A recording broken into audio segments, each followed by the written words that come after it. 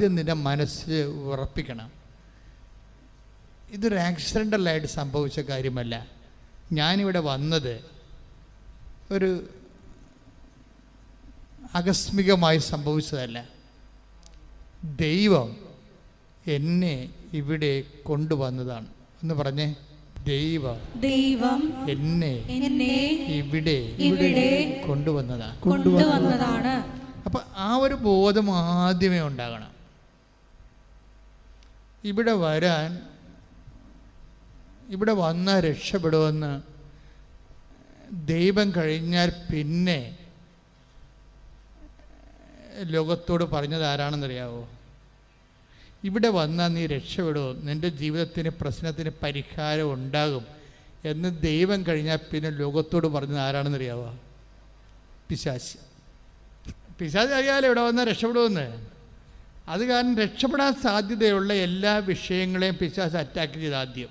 അതിലൊന്നാണ് കൃപാസനം പത്രം.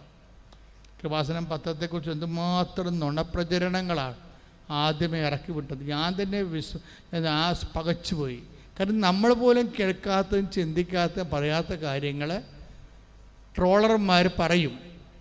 കൃപാസനം പത്രം അരച്ച് കലക്കി കുടിച്ച് ആശുപത്രിയിലായി, ദോശ ചുരുട്ടി, അതൊക്കെ എല്ലാം പിശാച് കൃത്യമായിട്ട് ചെയ്ത ടാർജറ്റ്. കാര്യം പിശാചിനറിയാം ഈ സാധനം രക്ഷപ്പെടും, മനുഷ്യർ രക്ഷപ്പെടുമെന്ന് അറിയാം. മനുഷ്യർ ഇതുകൊണ്ട് രക്ഷപ്പെടുമെന്ന് പിശാചിനറിയാം. അതുകൊണ്ട് ആദ്യം അറ്റാക്ക് ചെയ്തത് പത്രത്തെയാണ്. ഞങ്ങളെന്ത് ചെയ്ത് പതുക്കെ നിന്ന് ഒരു ഡിസ്ക്ലൈമറൊക്കെ കൊടുത്ത് പതുക്കെ നിന്ന് പ്രാർത്ഥിച്ചു നിന്ന് പത്രം അതിനേക്കാൾ ഗംഭീരമായി ദൈവം ഇന്ന് ഉപയോഗിച്ചുകൊണ്ടിരിക്കുകയാണ്. ഇന്നലെ ഒരു സാക്ഷ്യമുണ്ട്. ഇന്നലെ സാക്ഷ്യം വെച്ചാൽ ഒരു ചേച്ചി, അവിടെ എന്നാ പേര്, അവിടെ പ്രിയ, വയനാടെന്ന്. നല്ല സാക്ഷ്യം. ഒരു എഡ്യൂക്കേറ്റഡാണ്, നേഴ്സാണ്.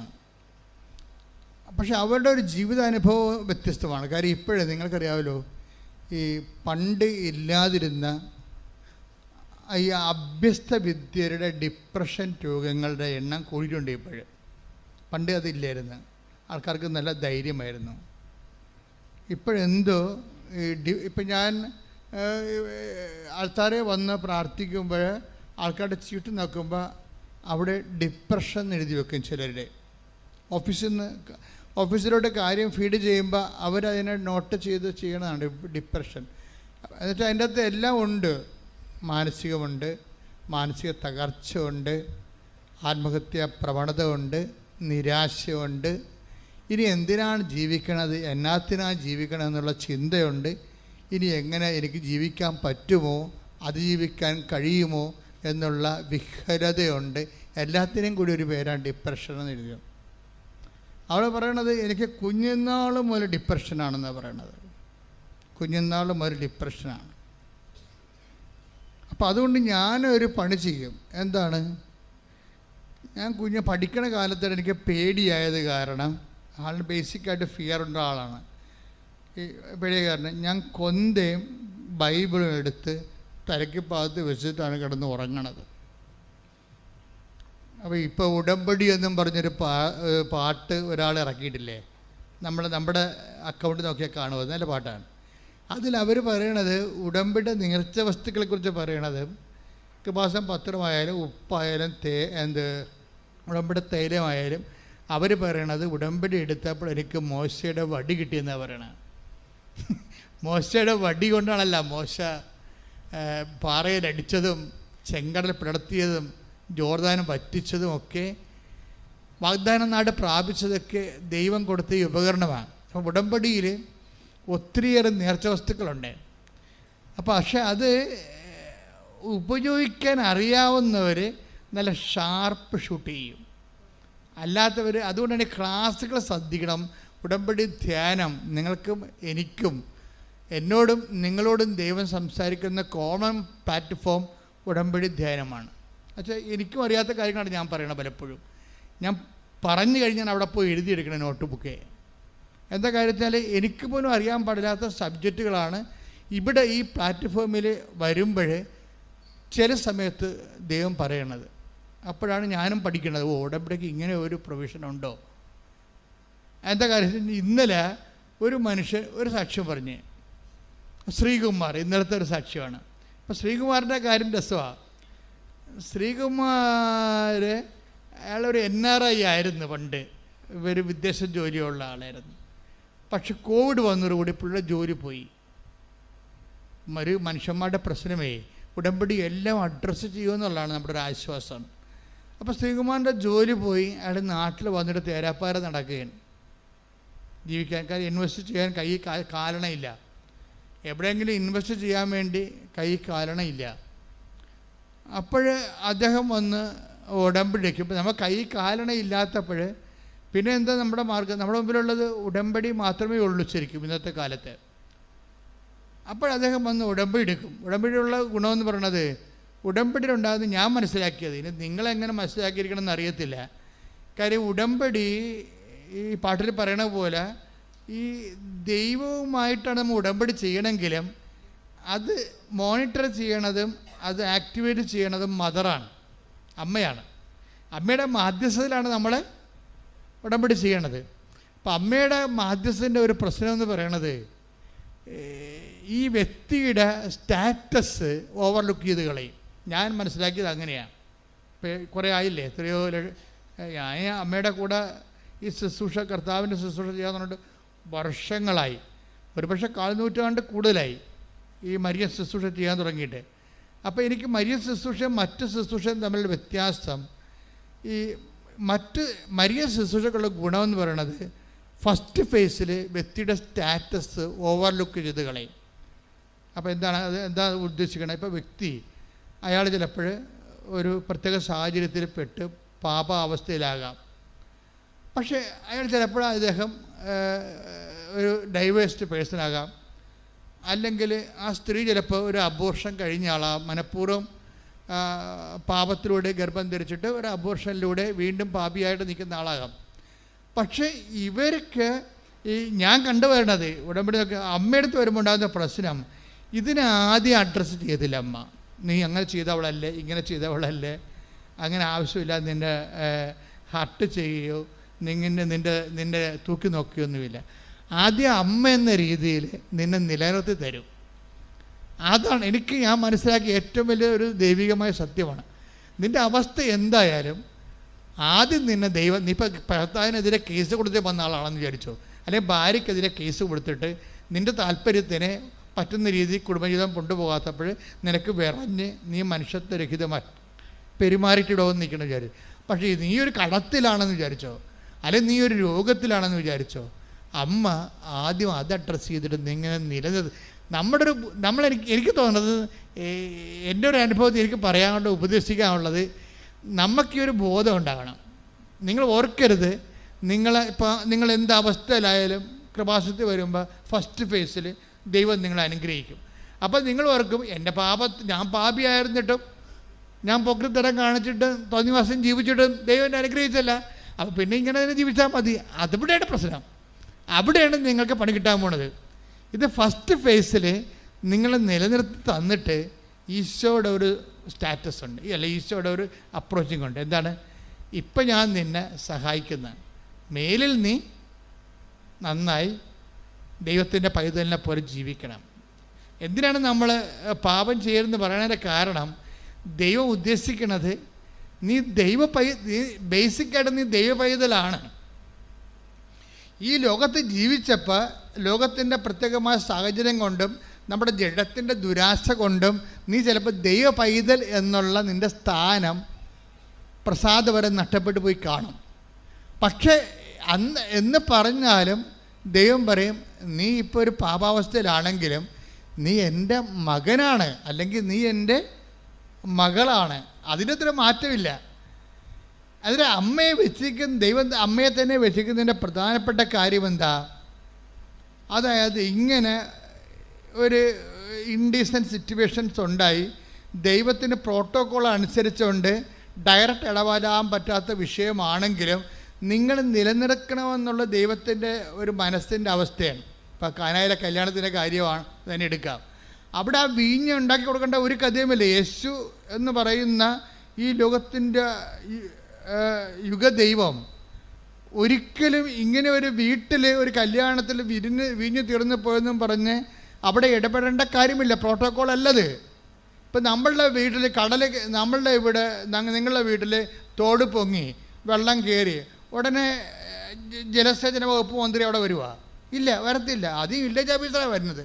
പ്രോട്ടോക്കോൾ അതാണ്, അതിൻ്റെ പ്രോട്ടോക്കോൾ അതാണ്. അപ്പം നമുക്കൊരു ഭൗതിക സാഹചര്യം ഇല്ല, നമുക്ക് വീഞ്ഞ് തീർന്നു പോയി. അത് ഉടനെ ഈശോ അവിടെ ലോകത്തിൻ്റെ പാപങ്ങൾക്ക് പരിഹാരം ചെയ്തുകൊണ്ട് ലോകത്തെ മുഴുവനും വീണ്ടെടുക്കാൻ വന്ന ഈശോ ആ കുടുംബത്തിൻ്റെ ഒരു സ്വാഭാവികമായ വിഷയത്തെ പ്രോട്ടോക്കോൾ അനുസരിച്ച് ഇടപെടേണ്ട കാര്യമില്ല. അതുകൊണ്ട് ഈശോ അത് പറയുന്നുണ്ടോ, എന്താണ് എനിക്കും നിനക്കും എന്താണ് ഈ വിഷയത്തിൽ? കാര്യം ഇത് ഒരു പ്രോട്ടോക്കോൾ നിരക്കാത്ത വിഷയമാണ്. പക്ഷേ എന്താണ് ഈശോ ചെയ്യണത്? എന്നിട്ട് അങ്ങനെയാണെങ്കിൽ ഇപ്പോൾ നിൻ്റെ കടമാകാം, നിൻ്റെ ജോലിയാകാം, നിൻ്റെ പ്രൊമോഷൻ വിഷയമാകാം. ഇന്നലെ ഡോണി ജോൺ എന്നൊരാൾ സാക്ഷ്യപ്പെടും. ഈ ഡോണി ജോണിൻ്റെ പ്രശ്നം എന്ന് വെച്ച് കഴിഞ്ഞാൽ പുള്ളിക്കാരനൊരു കോഓപ്പറേറ്റീവ് സംഘത്തിലെ സെക്രട്ടറിയാണ്. നമ്മൾ സഹകരണ സംഘമില്ലേ, സഹകരണ സംഘത്തിലെ സെക്രട്ടറിയാണ്. അപ്പോൾ സെക്രട്ടറിമാരെന്ന് പറയണത് നിങ്ങൾക്കറിയാമല്ലോ, സഹകരണ സംഘത്തിൽ ഏറ്റവും മെൻറ്റേഷൻ അനുഭവിക്കുന്ന ഒരു ക്രീച്ചർ സെക്രട്ടറിയാണ്. ബോർഡിൻ്റെ സെക്രട്ടറി ഉണ്ടാവും, നാട്ടുകാരുടെ ഉണ്ടാവും, പിന്നെ മോളിൽ നിന്ന് വരുന്ന ജില്ലാ കോപ്പറേറ്റീവ് ബാങ്കിൻ്റെ നിരീക്ഷണങ്ങളുണ്ടാകും, എല്ലാം കൊണ്ട്. പിന്നെ ബോർഡിന് തന്നെ അനാവശ്യമായ കൈകടത്തലുണ്ടാകും. ചിലപ്പോൾ ഇവരുടെ ജോലി തന്നെ ബോർഡിൻ്റെ ബോർഡ് ഇങ്ങനെ ഇവർ അപ്പോയിൻ്റ് ചെയ്തിരിക്കണ കാരണം ബോർഡിലെ ആൾക്കാരിങ്ങനെ മീശ പിരിക്കും. അങ്ങനെ ഒരു വല്ലാത്ത ജോലിയാണ് ഈ കോപ്പറേറ്റീവ് സെക്രട്ടറി എന്ന് പറയുന്ന ജോലി എന്ന് പറയുന്നത്. ഈ മനുഷ്യൻ ഇതുകൊണ്ട് ഡിപ്രഷനായി. കണ്ട, വീണ്ടും നോക്കിയേ, ഡിപ്രഷൻ കേസ് ഇപ്പോൾ വന്ന് കണ്ട, എനിക്ക് ഡിപ്രഷനായി കഴിയുമ്പോൾ സ്വാഭാവികമായിട്ട് കണക്ക് സമയത്ത് എഴുതാൻ പറ്റത്തില്ല, എൻട്രി മറന്നു പോകും, പിന്നെ ക്യാരി ഓവർ ചെയ്യാൻ പറ്റത്തില്ല, പിന്നെ അത് ഓഡിറ്റിങ് പ്രോബ്ലംസ് ഉണ്ടാകും. അപ്പോൾ അങ്ങനെ ഇഷ്യൂസ് ഡെവലപ്പ് ചെയ്ത് വന്ന് ഇതൊന്നും അറിയാമല്ലോ. പിന്നെ എന്താ വെച്ചാൽ എന്താ പറഞ്ഞാൽ ആ ഒരു വകുപ്പ് വെച്ചുകൊണ്ട് ഇയാളെ മാറ്റിയിട്ട് ബോർഡ് വേറെ ആളെ വെക്കും ഉടനെ. കാര്യം എന്താ, ഒരു ആളെ വെച്ച് ചിലപ്പോൾ 10 ലക്ഷത്തിനൊക്കെ ആയിരിക്കും വെക്കണത്. ബോർഡിന് പൈസ കിട്ടും. എല്ലാ ബോർഡുകാരും പൈസ വാങ്ങിക്കുന്നുണ്ടെന്ന് അറിയത്തില്ല, മേടിക്കണം നിർബന്ധമില്ല. പക്ഷേ ചില ബോർഡൊക്കെ പൈസ വാങ്ങിച്ചത് തന്നെയാണ് ഈ ഉദ്യോഗം കൊടുക്കുന്നത്. അപ്പം അതുകൊണ്ട് സ്വാഭാവികമായിട്ട് ഈ പോസ്റ്റ് പോയാൽ വേറെ ആളെ വെച്ചാൽ അവർക്ക് ബോർഡിന് പൈസ കിട്ടും. അപ്പം അതുകൊണ്ട് തന്നെ ഇത് ഒരു ചാലഞ്ചിങ് പോസ്റ്റാണ്. ഈ മനുഷ്യൻ ഡിപ്രഷൻ ആയിക്കഴിഞ്ഞപ്പോൾ ഉടനെ പോസ്റ്റ് പോയിട്ട് പിന്നെ എന്താ മാർഗം? ഉടമ്പടിയേ ഉള്ളൂ. ഇന്നത്തെ മനുഷ്യൻ്റെ അവസ്ഥ അങ്ങനെയാണ്. എന്തെങ്കിലും സംഭവിച്ചാൽ അപ്പം തന്നെ വണ്ടി പിടിച്ച് ആൾക്കാർ അമ്മയെടുത്ത് വരും. അമ്മേ, കുഞ്ഞുങ്ങളെ പോറ്റാൻ മാർഗമില്ല, എൻ്റെ തന്നെ കുഴപ്പമാണ്, ഡിപ്രഷനാണ് എനിക്ക്, അതും പറയും. നമുക്കിത് രണ്ടും പറയാൻ പറ്റിയത് ഗവൺമെൻറ്റിനോട് പറയാൻ പറ്റത്തില്ല. അമ്മ എനിക്ക് ഡിപ്രഷനാണെന്ന് പറയാൻ പറ്റില്ല. നമ്മൾ ഗവൺമെൻറ് പറഞ്ഞാൽ പറയും ഡിപ്രഷനാണ്, ഇപ്പോൾ വീട്ടിൽ പോയി ഇരിക്കാൻ പറയും. വേറെ നിങ്ങൾക്ക് പറ്റണ വല്ല ഹോൾസെയിൽ കടയോ സിഗരറ്റ് കടയൊക്കെ വിട്ടിട്ട് വീട്ടിൽ ഇരിക്കാൻ പറയും. അതേ പറയുന്നുള്ളൂ. ആരോട് ചോദിച്ചാലും പറയും അത് നിങ്ങൾ വീട്ടിൽ പോയി വല്ല ചെറിയ മാടക്കടവലും ചെയ്യാൻ പറയും. നിങ്ങൾക്ക് ഡിപ്രഷൻ അല്ലേ? പക്ഷേ നമുക്ക് മനുഷ്യന്മാരോട് പറയാൻ പറ്റത്തില്ല. പക്ഷേ നമ്മൾക്ക് ഇത് രണ്ടും പറയാൻ പറ്റും. എനിക്ക് എൻ്റെ കുഞ്ഞുങ്ങളെ പോറ്റാൻ നിവൃത്തിയില്ല, എനിക്ക് ഡിപ്രഷനാണെന്ന് ഈ രണ്ടും പറയാൻ പറ്റുന്ന സ്ഥലം എവിടെയുണ്ട്? അമ്മ സന്നിധാനമേ ഉള്ളൂ. ശരിക്കും പറഞ്ഞ് ആ മനുഷ്യൻ അത് പിന്നെ പറയണത് പച്ചക്ക് പറയണമെന്നേ ഉള്ളൂ. പറയണത് ഒക്കുവാ കിട്ടിയ കുട്ടി എന്നൊക്കെ പറഞ്ഞുകൊണ്ട് ഒത്താക്കൊള്ളാം. ഇങ്ങനെ അത് പറയുന്നത് കണ്ണടച്ച് കുത്തണ പോലെ, നിങ്ങൾ PSC പരീക്ഷ എഴുതണ പോലെ ഒക്കണേ ഒന്ന് അങ്ങനെ കുത്തരുത്. ചില ആൾക്കാരുടെ പരീക്ഷ കുത്തണ പോലെയാണ് ഉടമ്പടി ചെയ്യണതേ. ഒക്കട്ടെ എന്ന് പറഞ്ഞുകൊണ്ട് അങ്ങനെ വന്നാൽ ദൈവത്തിന് ഇത് ഫ്രോഡാണെന്ന് അറിയാം. നിങ്ങളുടെ ഉടമ്പടി ഫേക്കാകും ഉടനെ. കാര്യം എന്താ, നിങ്ങൾ അതിൻ്റെ ഒരു consider amount of faith invest ചെയ്തിട്ടില്ല, ഒരു സിൻസിയറിറ്റി ഇൻവെസ്റ്റ് ചെയ്തിട്ടില്ല. നിങ്ങളുടെ സത്യസന്ധതയോ, ആ ഉടമ്പടി എന്ന് പറയുമ്പോൾ വിശ്വസ്തതയുടെ ഭാഗമാണ് സത്യസന്ധത. അപ്പോൾ നിങ്ങൾ ഉടമ്പടി ചെയ്യുമ്പോൾ ഒക്കുമായിരിക്കും അല്ലേ, അയാൾക്ക് കിട്ടിയല്ല, അപ്പം പറയാം മറ്റവർക്ക് കിട്ടിയിട്ടില്ല. അപ്പോൾ ഇതൊക്കെ ചിന്തിച്ചുകൊണ്ട് കിട്ടട്ടെ, അല്ല ആലപ്പുഴ വന്നില്ലേ, ആദ്യം ഒരു വണ്ടിക്കാശല്ലേ പോയുള്ളൂ എന്ന് പറഞ്ഞാൽ എഴുതിയിടണവരുണ്ട്. അങ്ങനെയുള്ള മരമാക്കറുകൾക്ക് ഈ ജന്മത്തുടമ്പടി നിന്ന് ഒന്നും കിട്ടത്തില്ല. എന്താ കാര്യം വെച്ച് കഴിഞ്ഞാൽ അവർക്ക് അതിൻ്റെ ഉടമ്പടിയിൽ ദൈവം ഉദ്ദേശിക്കുന്ന ഒരു consider amount of faith and fidelity and sincerity അവർ ഇൻവെസ്റ്റ് ചെയ്യണില്ല. ആത്മാർത്ഥതയോ സത്യസന്ധതയോ ഇല്ല. അവർ ദൈവത്തെ പരീക്ഷിക്കണ മറ്റൊരു പിശാചായിട്ട് വരും. അതാ സംഭവം. ഉടമ്പടി തെറ്റിച്ചാണ് ചെയ്യണമെങ്കിൽ നിങ്ങളുടെ യഥാർത്ഥ സ്വഭാവത്തിൽ നിങ്ങളെ പിശാചാണ്. എന്താ കാര്യം? ദൈവത്തെ നിങ്ങൾ പരീക്ഷിക്കുകയാണ്. ദൈവത്തെ പരീക്ഷിക്കാൻ വേണ്ടിയാണ് നിങ്ങളത് ചെയ്യണത്. അപ്പോൾ ദൈവത്തെ പരീക്ഷിച്ച ആളാരാണ്? പിശാചാണ്, സംശയമില്ല. യേശുവിനെ പരീക്ഷിച്ച ആളാരാണ്? പിശാചാണ്. അപ്പോൾ നിങ്ങൾ പരീക്ഷ സംശയത്തോടെയാണ് നിങ്ങൾ ഉടമ്പടി ചെയ്തെങ്കിൽ തീർച്ചയായിട്ടും 2 കൊമ്പ് ഒരു വാലും നിങ്ങൾക്ക് അവകാശപ്പെട്ട സംഭവമാണ്. അത് നിങ്ങൾക്ക് വേണമെങ്കിൽ ഞങ്ങളുടെ ഓഫീസിൽ നിന്ന് മേടിക്കാം. 2 കൊമ്പ് ഒരു വാലും എന്നുവെച്ചാൽ നിങ്ങൾ പിശാചാണ്. ദൈവത്തെ പക്ഷെ ചില ആൾക്കാരുണ്ട്, അവർ മനസ്സിൽ വീട്ടിൽ നിന്ന് ഇറങ്ങുമ്പോൾ തന്നെ കരുതും അമ്മയുടെ മണ്ണി ചവിട്ടി കിട്ടിയാൽ മതി എന്ന് പറയും. വേറെ ഒന്നും ചെയ്യണ്ട. അവർ വീട്ടിൽ നിന്ന് ഇറങ്ങണത് തന്നെ ഉടമ്പടി കണക്ക് വിധിക്കട്ടെ, അമ്മയുടെ മണ്ണിലൊന്ന് ചവിട്ടി കിട്ടിയാൽ മതി എന്ന് പറയും. അവർ ചവിട്ടി കിട്ടുമ്പോൾ തന്നെ സുഗന്ധം അടിക്കാൻ തുടങ്ങും. അത് അവരുടെ ഫെയ്ത്ത് അതാണ്. അവർ ചവിട്ടുമ്പോൾ തന്നെ അവർ പറയും എൻ്റെ അച്ഛാ വാതിക്കെ ചവിട്ടിയപ്പോൾ തന്നെ ഇത് എവിടുന്നാണ് സുഗന്ധം എന്നറിയാൻ പറ്റുന്നത്. അതവരെ ഫോളോ ചെയ്തുകൊണ്ട് അവരുടെ കൂടെ പോകും. ആ വീടുകളിൽ അവരുടെ വീട്ടിലേക്ക് അത് അവസാനം വരെ നിൽക്കുകയും ചെയ്യും. അത് വീട് വരെ പോകും. ഇഷ്യൂ ഉണ്ടാകുന്ന സമയത്തൊക്കെ സുഗന്ധം പിന്നെയും വന്നുകൊണ്ടിരിക്കും. എന്ന് വെച്ച് കഴിഞ്ഞാൽ ഭയപ്പെടേണ്ട, ഞാൻ നിൻ്റെ കൂടെയുണ്ടെന്നാണ്. ഭയപ്പെടേണ്ട, ഞാൻ നിൻ്റെ കൂടെയുണ്ട് എന്ന് പറയുന്ന വചനം ഒരു വാഗ്ദാനമാണ്. ആ വാഗ്ദാനം നമുക്ക് മരിയൻ അനുഭവത്തിൽ വരുമ്പോൾ സുഗന്ധാഭിഷേകമായിട്ടാണ് പലരും അനുഭവിക്കുന്നത്. ഒന്ന് ശ്രദ്ധിക്കട്ടെ മക്കളെ. യേശുവേ സ്തോത്രം. ഹല്ലേലൂയ.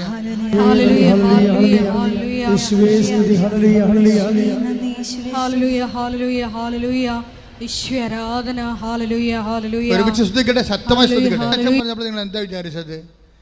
ആത്മരക്ഷയ്ക്ക് വേണ്ടി ഒരു വ്യക്തി ചെയ്യുന്ന പ്രേക്ഷിത നടപടിക്രമങ്ങളാണ് അത് ക്രിസ്തുവിൻ്റെ വിശുദ്ധ രക്തത്തോട് ചേർന്നുകൊണ്ട്. യേശുക്രിസ്തുവിൻ്റെ വിശുദ്ധ രക്തം ഈ ഭൂമി വീണതിൻ്റെ പിന്നിൽ നമ്മളെ മുഴുവനും വീണ്ടെടുക്കുക എന്നുള്ളതും അതിന് വില കൊടുക്കുക എന്നുള്ളതും രക്ഷാകര പദ്ധതിയുടെ ഭാഗമായിട്ട് ക്രിസ്തു ചെയ്ത സ്വർഗീയമായ ദൗത്യമാണ്. ഇതിനോട് ഐക്യദാർഢ്യം പുലർത്തിക്കൊണ്ടാണ് മറ്റുള്ളവരെ, ക്രിസ്തുവിനെ അറിയാത്തവരെ അറിയിക്കുകയും വേദനിക്കുന്നവരെ ക്രിസ്തുവിൽ ആശ്വസിപ്പിക്കുകയും ചെയ്യണം. ആ പണിയാണ് നിങ്ങളും ചെയ്യണത്. ഉടമ്പടിയിൽ നിങ്ങളുടെ ആസ്തി വർദ്ധിപ്പിക്കാൻ വേണ്ടി ഒത്തിരിയേറെ പ്രൊമോഷൻ ഫോർമുലയുണ്ട്. അതായത് നിങ്ങൾ ഒരു അനുഗ്രഹം ഇവിടെ കൈപ്പറ്റി സാക്ഷ്യം പറഞ്ഞെന്ന് പറഞ്ഞാൽ അത് വർക്കൗട്ട് ചെയ്യത്തില്ല. കാര്യം നിങ്ങൾക്കറിയാമല്ലോ, ബാങ്കിൽ കിടക്കണ പൈസ നമ്മൾ എടുത്തോണ്ട് ഇരുന്ന് കഴിഞ്ഞാൽ തീർന്നു പോകും അല്ലേ? അവസാനം 1000 രൂപ എല്ലാം ഉണ്ടെന്നുണ്ടെങ്കിൽ, അവസാനം ബാങ്ക് അക്കൗണ്ടിൽ 1000 രൂപയാണുള്ളതെന്നുണ്ടെങ്കിൽ 5 മാസം കഴിഞ്ഞ് ചെല്ലുമ്പോൾ 1000 രൂപ ഉണ്ടെന്ന് ചെക്ക് എഴുതിയാൽ പറയുമ്പോൾ 1000 രൂപ ഒന്നും ഇല്ല, കാശ് ഇങ്ങോട്ട് തരാമെന്ന് പറയും. നിങ്ങൾക്കിവിടെ അക്കൗണ്ട് സൂക്ഷിച്ചതിന്, നിങ്ങളുടെ അക്കൗണ്ട് ഞങ്ങൾ സൂക്ഷിച്ചതിന് ആ സർവീസ് ചാർജായിട്ട് നിങ്ങളുടെ 1000 രൂപ ആവിയായിപ്പോയി. ഈ അക്കൗണ്ട് ഇപ്പോൾ വേണമെന്നുണ്ടെങ്കിൽ കാശ് ഇങ്ങോട്ട് തരണമെന്ന് പറയും. ഒരു ചേട്ടത്തിന് ഞാൻ ഇന്നലെ ഓടിച്ചിട്ട് ഇവിടെ കൊച്ചത്തൻ സോപ്പിട്ട് ആ ചേട്ടത്തിന്. എന്താ പ്രശ്നം വെച്ചാൽ ഇവർ വെള്ള ഉടമ്പടിയാണ് അവരുടെ. വെള്ള ഉടമ്പടി എന്ന് വെച്ച് കഴിഞ്ഞാൽ 3ാമത്തെ പുതുക്കാണെന്ന് തോന്നുന്നു. 4ാമതല്ലേ സിൽവർ ഗ്രേ കിട്ടുന്നത്. വെള്ള ഉടമ്പടിക്ക് കക്ഷി 2 സാക്ഷ്യം നേരത്തെ പറഞ്ഞിട്ടുണ്ട്. ഇപ്പം 3ാമത്തെ സാക്ഷ്യത്തിന് കയറിയതാണ്. 3ാമത്തെ സാക്ഷ്യം ഇവരെന്തൊക്കെ പറഞ്ഞു കഴിഞ്ഞപ്പോൾ കൊച്ചച്ചൻ കാരുണ്യ പ്രവർത്തികൾ വല്ലതും ഉണ്ടാ പറയാമെന്ന് വെച്ചപ്പോൾ കാരുണ്യ പ്രവർത്തികളൊന്നും ചെയ്യാൻ ഒത്തിട്ടില്ല. പിന്നെ ഈ പണ്ടാര എന്തിനാണ് ഉടമ്പടി എടുത്തത്? അപ്പോൾ ഈ ഉടമ്പടി വെള്ളയായിട്ടും ഇവർക്ക് തലയിൽ വെളിവില്ല. ഇവർക്ക് ഉടമ്പടി എന്താണെന്ന് അറിയത്തില്ല. ദൈവത്തിൽ നിന്നുള്ളതെല്ലാം ചിരണ്ടിയെടുക്കണമെന്നല്ലാതെ ദൈവത്തിൻ്റെ ഉള്ളിൽ നമുക്ക് നിക്ഷേപമില്ല. നിങ്ങൾക്കറിയാമല്ലോ, ഒരു ഉടമ്പടി ഞാനൊന്ന് ചോദിക്കട്ടെ, നിങ്ങൾ വെള്ള ഉടമ്പടിയാണ്, പക്ഷേ ഇന്ന് വരെ നിങ്ങൾക്ക് ദൈവത്തിനേക്കുന്ന ഒരു ആസ്തിയും കിട്ടിയിട്ടില്ല. നിങ്ങൾ സന്തോഷിക്കണം. എന്താണ്? ഇത് മുഴുവൻ പലിശക്ക ഡിപ്പോസിറ്റാണ്. അതിൻ്റെ അർത്ഥം നിന്നെ കാര്യമായി അനുഗ്രഹിക്കുന്ന ഒരു സമയം വന്നാൽ, നിനക്ക് ബോധമില്ലാതെ കിടന്നാൽ പോലും നിൻ്റെ ദൈവം നിന്നെ ബോധത്തിലേക്ക്. ഉടമ്പടിയുടെ മുഴുവനും ആത്മാവ് പ്രത്യേകിച്ച് എഡ്യൂക്കേറ്റഡ് ആൾക്കാരെ സാക്ഷ്യം നിങ്ങൾ ശ്രദ്ധിക്കണം. ഇതിൻ്റെ ഒരു പ്രോബ്ലം വന്നത് ഇപ്പോൾ നമ്മൾ അഭിമുഖീകരിക്കുന്ന ഒരു പ്രശ്നം, എഡ്യൂക്കേഷൻ കുറവുള്ളവർക്ക് ഉടമ്പടിയെക്കുറിച്ച് ഒരു ഐഡിയ, അതിനെ കറക്റ്റ് ആക്ടിവേറ്റ് ചെയ്യാൻ പറ്റണില്ല. കാര്യം ഇത് വളരെ മാത്തമാറ്റിക്കലായിട്ട് നമ്മൾ പ്രേസ് ചെയ്യണമല്ലോ. ഇതെല്ലാം ഒരു പ്രത്യേക പ്രോജക്റ്റ് പോലെ വരണത്. അതുകൊണ്ട് ഇതിൻ്റെ ഓരോ നടപടിക്രമങ്ങളെ നല്ല ശ്രദ്ധയോടെ ചെയ്ത് വൃത്തിയായിട്ട് ഇത് ഇൻവെസ്റ്റ് ചെയ്യുന്ന ആൾക്കാരുണ്ട്. അവർക്കൊക്കെ പടപടാന്ന അനുഭവങ്ങളാണ്. ചില ആൾക്കാർക്ക് ശ്രദ്ധിക്കത്തില്ല. അതുകൊണ്ടാണ് ചിലർ ചെവി കേൾക്കാൻ പാടില്ല, കണ്ണ് കാണാൻ പാടില്ല എന്ന് പറഞ്ഞ് ഉടമ്പടി ഇവിടെ വന്ന് ഉടമ്പടി എടുക്കും. ഈ ചെവി കേൾക്കാൻ പാടാത്തവരും കണ്ണ് കാണാൻ പാടാത്തവരും നിങ്ങൾ ഉടമ്പടി എടുക്കാൻ വിടരുത്. എന്താ കാര്യത്തിൽ ക്ലാസ് തന്നെ കേൾക്കണം. ആദ്യം ക്ലാസ് തന്നെ കേൾക്കണം. പിന്നെ ഇത് കൃപാസനം പത്രം വായിക്കണം, അല്ലെങ്കിൽ ഉടമ്പടിയുടെ പത്രിക വായിക്കണം. ഇത് കൃത്യമായിട്ട് സംഭവം അറിയാൻ പാടില്ലാത്തവർ വായിക്കത്തുമില്ല, ക്ലാസ് കേൾക്കത്തുമില്ല. എന്നിട്ട് വല്ലതൊക്കെ കൊണ്ടുവന്ന് എഴുതി ഇട്ടും പോകും. ഇങ്ങനെയുള്ള വെളിവില്ലാത്ത ആൾക്കാരെ ഉടമ്പടി എടുക്കാൻ വിടരുത്. അവർ മക്കളുണ്ട്, ഞങ്ങൾ തന്നെയാണെങ്കിലും മക്കളെവിടെ നിന്ന് ചോദിക്കത്തുള്ളൂ ഉടനെ. ഇപ്പം 18 വയസ്സ് കഴിഞ്ഞാൽ പിള്ളേർക്കാണെങ്കിലും അവർ സ്വന്തമായിട്ട് ഉടമ്പടി എടുക്കണം. അല്ല അമ്മയുടെ അപ്പൻ്റെ ഉടമ്പടിയിൽ വർക്കൗട്ട് ചെയ്യത്തില്ല. 18 വയസ്സ് കഴിഞ്ഞാൽ പിന്നെ തീർച്ചയായിട്ടും അവർ ഉടമ്പടി എടുക്കണം. എന്താ സംഭവിക്കുക? ഇപ്പോൾ നീറ്റ് പരീക്ഷയൊക്കെ നടക്കണേ, ഇന്നലെ കഴിഞ്ഞോ? അപ്പോൾ എന്താ സംഭവിച്ചു കഴിഞ്ഞാൽ പല ആൾക്കാർ അതിൻ്റെ അകത്ത് ഞങ്ങളിവിടെ ഫിൽട്ടർ ചെയ്ത് മാറ്റിക്കളഞ്ഞു. എന്താ കാര്യം? അവരുടെ കയ്യിൽ അവരുടെ ഉടമ്പടിയിലില്ല, അമ്മയുടെ ഉടമ്പടിയും കൊണ്ട് വന്നിരിക്കുക. അമ്മയുടെ ഉടമ്പടിയിൽ അവർ ഓഫീസിൽ ചോദിക്കും, നിങ്ങൾക്ക് എന്താ ഇൻവെസ്റ്റ്മെൻറ്റ്? ഒന്നുമില്ല. നിങ്ങൾ പ്രാർത്ഥിച്ചോ? ഇല്ല. രാവിലെ 5:30 എഴുന്നേറ്റ് പ്രത്യക്ഷ പ്രാർത്ഥിച്ചല്ലോ? ഇല്ല. പത്രം പ്രവർത്തനം ചെയ്തോ? ഇല്ല. അല്ലെങ്കിൽ നിങ്ങൾ രോഗികളെ കാണാൻ പോയി? ഇല്ല. ഒന്നുമില്ല. ചുമ്മാ ഓൾട്ടിക്കരി കൊണ്ട് തിരിക്കുക. അപ്പോൾ അതിനെ സംബന്ധിച്ച് അത് നിങ്ങൾ വേറെ എവിടെയെങ്കിലും പോയാൽ മതി, ഇവിടെ വരരുത്. ഇവിടെ വരുമ്പോൾ ഇത് ഉടമ്പടി, ദൈവം ഉടമ്പടി നൽകിയിരിക്കണതാണ്. അപ്പോൾ നമുക്ക് ദൈവത്തിൻ്റെ മനസ്സനുസരിച്ച് മുന്നോട്ട് പോകാൻ പറ്റത്തുള്ളൂ.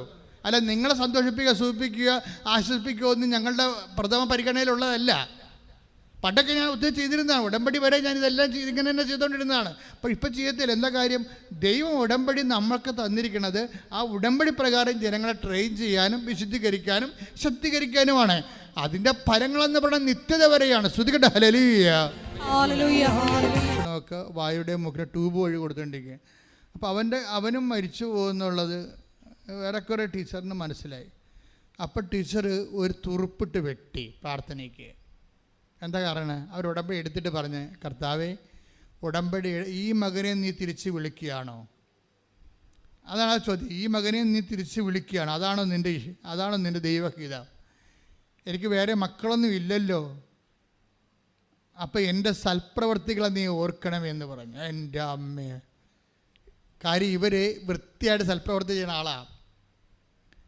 ഉടമ്പടി പറയുന്ന കാര്യങ്ങളെ വൃത്തി മെനവായിട്ട് ചെയ്യുന്ന ആളാണ്. അതിൻ്റെ രോഗികളെ ശുശ്രൂഷിക്കും, പണമില്ലാത്തവർക്ക് പണം കൊടുക്കും, ഉള്ളതുപോലെ കൊടുക്കും, ഭക്ഷണമില്ലാത്തവർക്ക് ഭക്ഷണം കൊടുക്കും, വസ്ത്രമില്ലാത്തവർക്ക് വസ്ത്രം കൊടുക്കും, ആശുപത്രി സന്ദർശിക്കും, ഉള്ള സമയത്ത് ഉള്ള പോലെ എല്ലാ കാര്യങ്ങളും. അപ്പോഴേ അതാണ് ആസ്തി എന്ന് ഞാൻ പറയണത്. ലിസ്ലി ടീച്ചറിന് എന്തൊക്കെ പറഞ്ഞാലും വിടുംബത്തിൽ സങ്കടമാണെങ്കിലും നല്ല ദൈവദൃശ്യത്തിന് നല്ല ആസ്തിയുണ്ട്. അപ്പോൾ ഉടനെ ടീച്ചർ പറഞ്ഞ്, ഇതിൻ്റെ ഓപ്പറേഷൻ കഴിഞ്ഞാൽ ഡോക്ടർ പറഞ്ഞ് ഓപ്പറേഷൻ കഴിഞ്ഞാലും കിട്ടാൻ പാടാണെന്ന് പറഞ്ഞു. അപ്പോൾ ഉടനെ ടീച്ചർ എന്താ ദൈവത്തോട് പറയണത്? എൻ്റെ സൽപ്രവൃത്തി നീ ഓർക്കണമേ. അതാണ് അതിൻ്റെ മർമ്മമെന്ന് പറയണത്. ഇപ്പോൾ ഒരു കതിന പൊട്ടിക്കണമെങ്കിൽ അതിൻ്റെ കുറിഞ്ഞി ഉണ്ടാകുമല്ലോ, അല്ലേ? കതിന ഇടിച്ച് നിറച്ചിട്ട് നിങ്ങൾ കഥ കണ്ടിട്ടില്ലേ? കഥ കണ്ടിട്ടുണ്ടോ? രക്ഷപ്പെട്ട് അതിന് ആ മരുന്നിരിക്കുന്ന സ്ഥലമാണ്.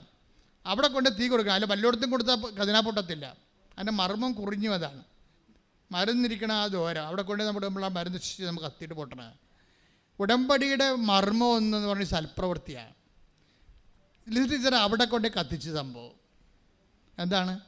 എനിക്ക് വേറെ ഒരു യോഗ്യത ഒന്നുമില്ല. നിൻ്റെ നാമത്തിൽ ഞാൻ വെയിലും കൊണ്ടും മഴയും കൊണ്ട് കർത്താവിനെ അറിയാത്തവർ ഞാൻ അറിയിച്ചിട്ടുണ്ട്, കണ്ടവരോടെല്ലാം ഞാൻ കർത്താവിനെക്കുറിച്ച് പറഞ്ഞിട്ടുണ്ടെന്ന്. എൻ്റെ അമ്മേ, എല്ലാ പരിപാടിയും കഴിഞ്ഞ് അവനും ആശുപത്രിയിൽ നിന്ന് ഇറങ്ങിപ്പോന്നു. Praise the Lord.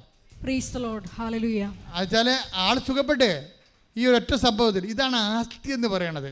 നിങ്ങൾ എന്താ സംഭവിക്കുന്നത്? നിങ്ങൾക്ക് എന്താ സംഭവിക്കണമെന്ന് വെച്ച് കഴിഞ്ഞാൽ എനിക്ക് മനസ്സിലായിരിക്കണത്, പല ആൾക്കാരും ഭയങ്കര അകലെ നിന്ന് വണ്ടിയും പിടിച്ചും കാറും പിടിച്ചൊക്കെ വരും. കാറിൽ പകുതി ഉറങ്ങും, പകുതി വന്ന് ഉടമ്പടി തിയേറ്ററിൽ ഉടമ്പടി ക്ലാസ്സിലിരുന്ന് ഉറങ്ങും. അവസാനം പോകാതെ നേരത്ത് നമ്പർ കൊടുക്കും, ചിലർ കൊടുക്കത്തില്ല. നോൺ ക്രിസ്ത്യൻസ് എല്ലാം വൃത്തിയും മെനയുമായിട്ട് നമ്പരും കൊടുക്കും, പറയണ എല്ലാം കൃത്യമായിട്ട് അവർ ചെയ്യുകയും ചെയ്യും. അതാണ് അവർ ഇടിവെട്ട് സാക്ഷി അവരുടെ ആകണതിൻ്റെ കാരണം അതാണ്. മറ്റേ ആൾക്കാരത് ഉടായ്പ പാർട്ടിയാണ്, അവർക്ക് അറിയത്തില്ല ഇതിനെക്കുറിച്ച്. നന്മ പറഞ്ഞ പറയും, അതൊക്കെ കുറേ ചൊല്ലിയിട്ടുള്ള ഇന്നസെൻറ്റിൻ്റെ ലോട്ടറി ടിക്കറ്റ് പോലെ പരിശുദ്ധം പറയും, അത് ചൊല്ലിട്ടാണ് പറയും. ഇങ്ങനെ ഇതെല്ലാം ചെയ്തിട്ടുള്ള ചിലരാണെന്ന് ഇവർ ഒന്നും ചെയ്യത്തില്ല. അതെന്ത് എന്താ പറഞ്ഞത്? ഇവരുടെ ഈ ഉടമ്പടി എന്ന് പറയണത് ഇങ്ങനെ ഈ എൻഡോസൽഫാൻ വീണ മരം പോലെ ഇരിക്കും, ഇങ്ങനെ കരിഞ്ഞു ഉണങ്ങിയിരിക്കും. കരിഞ്ഞുണങ്ങിയ ഉടമ്പടി കുറേ ആൾക്കാർക്കുണ്ട്. അവർ ഉടമ്പടിയിൽ ഉണ്ടായിരുന്നതിനേക്കാളും അവിടെ സ്ഥിതി ഇപ്പോൾ മോശമായി. ഉടമ്പടി എടുക്കുന്ന മുമ്പ് ഇവർ കുറച്ചെങ്കിലും ദൈവതിരുസന്നിധിയിൽ വില ഉണ്ടായിരുന്നു. ഇപ്പോൾ ഇവർ പ്രഖ്യാപിത ഫ്രോഡായല്ല. ഉടമ്പടി എടുത്തിട്ട് ഉഴപ്പിക്കുമ്പോൾ എന്താണ് നിങ്ങളുടെ റിപ്പോർട്ടർ എന്താ പറയണത്? പ്രഖ്യാപിത ഫ്രോഡ്. വെച്ച് കഴിഞ്ഞാൽ പണ്ട് നിങ്ങൾ ഫ്രോഡായിരുന്നു, പക്ഷേ നിങ്ങൾ തിരിച്ചറിയത്തില്ലായിരുന്നു. ഇപ്പോൾ എന്താ, ഉടമ്പടി എടുത്ത് സൽപ്രവർത്തനം ചെയ്യാതെ പ്രവർത്തനം ചെയ്യാതെ വീട്ടിൽ വരുന്നവർക്ക് ഇങ്ങനെ പട്ടിക്കെട്ട് കൊടുക്കണ പോലെയും കോഴിക്കെട്ട് കൊടുക്കണ പോലെയും വല്ല മരുന്ന ഭക്ഷണമൊക്കെ കൊടുത്ത് ഇങ്ങനെ കൊടുത്ത് ദൈവത്തെ പറ്റിച്ച അവസാനം നിങ്ങൾ ഫ്രോഡായി, പ്രഖ്യാപിത ഫ്രോഡായി. പക്ഷേ നിങ്ങൾക്ക് ഈ ഉടമ്പടിയിൽ എന്താ ചെയ്യേണ്ടത്? ഉടമ്പടിയുടെ സാക്ഷ്യങ്ങൾ പോലും ഇപ്പം ചിലരൊക്കെ എഴുതി പറയേ, ഒരു സാക്ഷ്യം വരാൻ വേണ്ടി ഞാൻ കാത്തിരിക്കുകയാണ്. എന്താണ്? അത് കേട്ടിട്ട് അപ്പം തന്നെ ഞാൻ ഷെയർ ചെയ്യും, അടുത്തത് വരാൻ വേണ്ടി പ്രാർത്ഥിച്ച് കാത്തിരിക്കും. ഇതിനിടയ്ക്ക് ഉടമ്പടി ധ്യാനത്തിലൂടെ ദൈവം അവരെ ഹെൽപ്പ് ചെയ്യും. ഒരു നട്ടം തിരിഞ്ഞിരിക്കുകയാണ്, പുകഞ്ഞിരിക്കുകയാണ്, എന്ത് ചെയ്യണമെന്ന്. അപ്പോൾ ഉടനെ ഉടമ്പടി ധ്യാനം വെച്ച് മാതാവ് ഉടമ്പടി ധ്യാനത്തിലൂടെ അവരോട് സംസാരിക്കും. അപ്പോൾ അവർക്ക് ഉറപ്പ് കിട്ടും, ഇതാണല്ലേ പരിപാടി, എന്നിങ്ങനെ ചെയ്യാം എന്ന് പറയും. എന്നുവെച്ചാൽ ദൈവം ഒരിക്കലും നമ്മുടെ അകലെയല്ല. ദൈവത്തെ അടുത്ത് കിട്ടണമെന്ന് ആഗ്രഹിക്കണവനെ ദൈവം അടുത്തുണ്ട്. ദൈവത്തെ അടുത്ത് കിട്ടുന്ന എന്താ പ്രശ്നം? ഞാനിപ്പോൾ നിങ്ങളെ ഇപ്പോൾ ആരൊക്കെ ഉണ്ടാലും ഞാൻ ഉപദേശിക്കും. ഇപ്പോൾ ഞാൻ കഴിഞ്ഞ ദിവസങ്ങളിൽ ഒരു കന്യാസ്ത്രീ മഠത്തിൽ പോകാനിടയായി. ഇപ്പോൾ നമ്മൾ ഇവിടെ നിന്ന് സിസ്റ്റർ സിക്കായിട്ട് ആശുപത്രി വീട്ടിൽ പോയപ്പോൾ ഞാൻ അവരെ കാണാൻ വേണ്ടി പോയി. അപ്പോൾ അവിടെ കുറേ കന്യാസ്ത്രീമാരുണ്ടായിരുന്നു. അവിടെ കുറേ ആസ്പിരൻസ് നൊവീഷ്യറ്റുണ്ടായിരുന്നു. അപ്പോൾ എനിക്ക് ആസ്പിരൻസിനെയും നൊവീഷ്യറ്റിനെ കാണുമ്പോൾ എനിക്ക് ഭയങ്കര സന്തോഷമാണ്. കാര്യം അവർ സമർപ്പണത്തിലേക്ക് വരികയല്ലേ. അപ്പോൾ അവർക്ക് ഒരു ഉപദേശം കൊടുത്താൽ അവർ നിലനിൽക്കുമെന്നത്. അപ്പോൾ ഞാൻ അവരെ അരമണിക്കൂർ സിസ്റ്റേഴ്സിന് അവിടെ ചെന്നപ്പോൾ തന്നെ ഉപദേശിച്ച് എല്ലാവരെയും സഭയെക്കുറിച്ചും ഈശോയെക്കുറിച്ചും വചനത്തെക്കുറിച്ചും 10 ആളെ കിട്ടിയ അപ്പം സംസാരിക്കും. എന്തുകൊണ്ടാണ് ഞാൻ അങ്ങനെ സംസാരിച്ചത്? ഞാൻ മാതാവിനെ നേരിട്ട് കണ്ടതാണ്. എനിക്ക് ദൈവം എന്താണ്, നിത്യത എന്താണ്, ഈ ജോലിയുടെ ഗുണമെന്ത്, ഈ ശുശ്രൂഷയുടെ മെച്ചം എന്താണെന്നൊക്കെ എനിക്ക് നല്ലവണ്ണം അറിയാം. നിങ്ങളെ കണ്ടാൽ ഒരു അച്ഛൻ ദീസിനെക്കുറിച്ച് പറഞ്ഞില്ലെങ്കിൽ ഓർക്കുക, അയാളുടെ ലോഹയ്ക്ക് വെറുതെ ഒരു 800 രൂപയുടെ വിലയുള്ള ആ അച്ഛന് എന്താ കാര്യം? ക്രിസ്തു അയാളിലില്ല. അയാൾ പറയണത് വേറെ പല കാര്യമായിരിക്കും നിങ്ങളോട്. നമ്മുടെ കുടുംബം വിസിറ്റ് ചെയ്യാൻ വന്നാൽ പോലും അച്ഛൻ ക്രിസ്തുവിനോട് ഉപദേശിക്കാത്ത അച്ഛന്മാരുണ്ട്. അവർ വല്ല സാമ്പത്തിക വിഷയവും പരിയൊക്കെ പറഞ്ഞിട്ട് പൈസ എഴുതിക്കൊണ്ട് പോകും. അപ്പം നിങ്ങൾ തിരിച്ച് പറയണം, ഇതിങ്ങനെയല്ല അച്ഛാ ചെയ്യേണ്ടത്. എന്നിട്ട് നിങ്ങൾ ആ കുടുംബത്തിൻ്റെ വിഷയത്തിൽ എന്താ സംഭവിച്ചിരിക്കുന്നത്? ഇവർക്ക് കുറേ ആൾക്കാർക്കെങ്കിലും റിലേ പോയിട്ടുണ്ട്. ഞാൻ മനസ്സിലാക്കിയ അങ്ങനെ കുറേ ആൾക്കാർക്കെങ്കിലും ബോധ്യങ്ങൾ നഷ്ടപ്പെട്ടിട്ടുണ്ട്. ആ ബോധ്യം നഷ്ടപ്പെട്ട് കഴിഞ്ഞാൽ തീർച്ചയായിട്ടും ഉപദേശിക്കാൻ പറ്റത്തില്ല നമുക്ക് ആൾക്കാരാണ്. ബോധ്യം നഷ്ടപ്പെട്ടതാണ് സഭയിൽ ഉപദേശം കുറഞ്ഞത്. സഭയിൽ ഉപദേശം കുറഞ്ഞത് കൊണ്ടാണ് ജനങ്ങളെ വഴിപിഴച്ച് പോയത്. ഉപദേശം എന്ന് പറഞ്ഞാൽ വരവാണ്. നമ്മൾക്ക് വരത്തോടുകൂടി ഉപദേശിച്ചാൽ എത്ര പൈശാചിക അവസ്ഥ കിടന്നവനായാലും ശരി, അവൻ നമ്മളെ അനുസരിക്കും. എന്താ കാര്യം? നമുക്കതിനുണ്ട്, കർത്താവ് നമുക്കതിൻ്റെ ഉപദേശ വരവുണ്ട്. അപ്പം അതുകൊണ്ട് തന്നെ നിങ്ങൾ ഇത് അച്ഛന്മാർക്ക് കന്യാസിമാർക്കും ഉള്ള സംഭവമല്ല, എല്ലാവർക്കും ഉപദേശിച്ചാണ്. നിങ്ങൾ ക്രിസ്തുവിനെ അറിഞ്ഞോ, നിങ്ങൾ ആ നിമിഷം മുതൽ ഉപദേശിയാണ്. ക്രിസ്തുവിനെ അറിഞ്ഞോ, ആ നിമിഷം മുതൽ നിങ്ങൾ ഉപദേശിയാണ്. കഴിഞ്ഞ ദിവസങ്ങളിലൊരു സാക്ഷ്യം ഉണ്ടായി. ഒരു മനുഷ്യന് അനുഭവം കിട്ടിയിട്ട് ആ മനുഷ്യൻ ട്രാൻസ്പോർട്ട് ബസ്സിൽ നിന്നുകൊണ്ട് കൃപാസനത്തെക്കുറിച്ച് സംസാരിച്ചുകൊണ്ടിരിക്കുകയാണ് ട്രാൻസ്പോർട്ട് ബസ്സിലേ. അപ്പോഴത്തെ അത്ര ആന്തരികമായ അനുഭവമായി.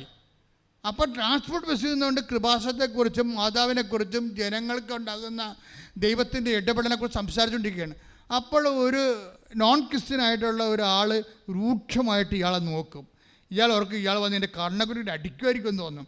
അപ്പോൾ ഇയാൾ അടുത്തടുത്ത് വരികയാണ്. അയാൾ അടുത്തടുത്ത് വരും. ഇപ്പം അടിക്കുമെന്ന് പറയുമ്പോൾ അയാൾ അടുത്തൊന്നും ചോദിച്ചു, ഒരു കൃപാസനം 10 രൂപ വാങ്ങി. അതാണ് സംഭവം. അതെന്താണ്? ആ ഉപദേശമാണ്. അയാൾ സ്ഥലം നോക്കാതെ ഉപദേശിക്കുകയാണ്. ദൈവത്തിന് നിങ്ങൾ ഓർക്കുന്നത് നിങ്ങൾ ഓർക്കണത് നിങ്ങളുടെ മകളുടെ IELTS, നിങ്ങളുടെ മകളുടെ PR, നിങ്ങളുടെ പശുവിൻ്റെ പ്രസവം, ഇതൊക്കെ പറഞ്ഞുകൊണ്ട് നാണമില്ല എനിക്ക് ജീവിതകാലം മുഴുവൻ ദൈവത്തിൻ്റെ അടുത്ത് നിൽക്കാൻ. മര്യാദക്ക് ദൈവത്തിന് ജോലി ചെയ്യാൻ നോക്കേ. അപ്പം ദൈവം ആരാണ് നിങ്ങൾ അറിയും. ശ്രദ്ധിക്കട്ടെ. Hallelujah, hallelujah, hallelujah, hallelujah.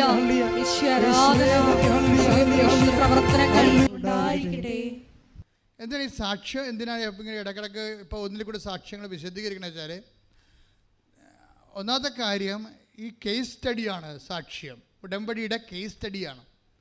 ഉടമ്പടി എങ്ങനെയാണ് ആക്ടിവേറ്റ് ചെയ്യണത്, ഉടമ്പടി എങ്ങനെയാണ് വർക്ക് ഔട്ട് ചെയ്യണത്, അതിൻ്റെ നോ ഹൗ ആണ് ഈ പറയണത്.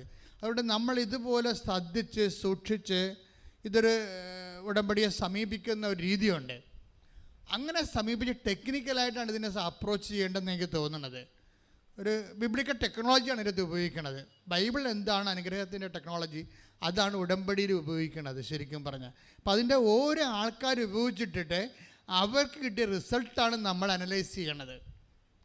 നമ്മളുടെ ആൾക്കാർ ഇപ്പം നമ്മൾ സാക്ഷ്യങ്ങൾ അച്ഛൻ വിശദീകരിച്ച് എന്ന് പറയുമ്പോൾ ഒരു ഉടമ്പടി റിസൾട്ട് അനലൈസ് ചെയ്യണം എന്ന് വെച്ചാൽ അതേ സിറ്റുവേഷനാണ് നീയെങ്കിൽ നിനക്ക് സെയിം ഇഫക്റ്റ് റിസൾട്ട് കിട്ടാൻ ഇതേ ഫോർമുല നീ ആക്ടിവേറ്റ് ചെയ്താൽ മതി. ഇപ്പം എന്താ ഇവരുടെ പ്രശ്നം, ധന്യയുടെ പ്രശ്നം എന്താണ്? ധന്യ എന്താ പറഞ്ഞത്? ഞാൻ വർഷങ്ങളായിട്ട് എനിക്ക് ഡിപ്രഷനുള്ള ആളാണ്, പേടിയുണ്ട് എല്ലാത്തിനോട്. അപ്പം ഞാൻ എന്താ ചെയ്തത്? ഞാൻ ജപമാലയും ബൈബിളും എൻ്റെ തലയ്ക്ക് ഭാഗത്ത് വെക്കും.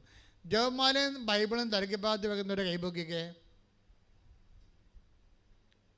മരിക്കുമ്പോഴാണോ? ജീവിച്ചിരിക്കുമ്പോൾ ഉറപ്പായി സന്തോഷം. നേരാണോ കൈപൊക്കിയത്? വെറുതെ ആണോ? ഇപ്പോൾ ബൈബിൾ ചെറുതാണെങ്കിലും ഒന്ന് തലയ്ക്ക് ഭാഗത്ത് തന്നെ അല്ല, കൂടെ കൊണ്ട് നടക്കണത് നല്ലതായിരിക്കും. അതിൻ്റെ പ്രശ്നം വെച്ച് കഴിഞ്ഞാൽ നമ്മൾ ബൈബിൾ ചുമന്നുകൊണ്ട് നടക്കണ ആളാണെന്ന് ദൈവത്തിന് തോന്നിയാൽ ദൈവം ബൈബിളിലൂടെ സംസാരിക്കാനുള്ള അഭിഷേകം നമുക്ക് തരും. ദൈവം വ്യത്യസ്തമായ രീതി ദൈവത്തിന് എല്ലാ മീഡിയ ഉപയോഗിക്കാൻ പറ്റും. പക്ഷെ അതിൽ ഏറ്റവും ലളിതമായിട്ട് ഉപയോഗിക്കുന്ന ദൈവം ഉപയോഗിച്ച് കാണുന്നത് ബൈബിളാണ്. ബൈബിൾ ഇങ്ങോട്ട് കൊടുക്കുന്നു കഴിഞ്ഞാൽ ഇപ്പം നിനക്കൊരു പ്രശ്നം ഉണ്ടായി, നീ ഒരു വിശ്വാസപ്രമാണം ചൊല്ലി ബൈബിൾ ഓപ്പൺ ചെയ്യുമ്പോൾ കർത്താവ് നിന്നോട് അതിലൂടെ സംസാരിക്കും. ഇനി സംസാരിക്കണ വിഷയം നിനക്ക് മനസ്സിലായില്ലെങ്കിലും കർത്താവിന് മനസ്സിലായി കാണുമല്ല ആ വിഷയം. അപ്പോൾ നിന്നെ എംപവർ ചെയ്യും. കാര്യം ആ സിറ്റുവേഷൻ ഫേസ് ചെയ്യാൻ ആവശ്യമായ എനർജി നിന്നിലേക്ക് തരും. എന്നിട്ട് നീ മുന്നോട്ട് പോകാൻ പറയും, ഞാൻ നിൻ്റെ കൂടെ ഉണ്ടാവും.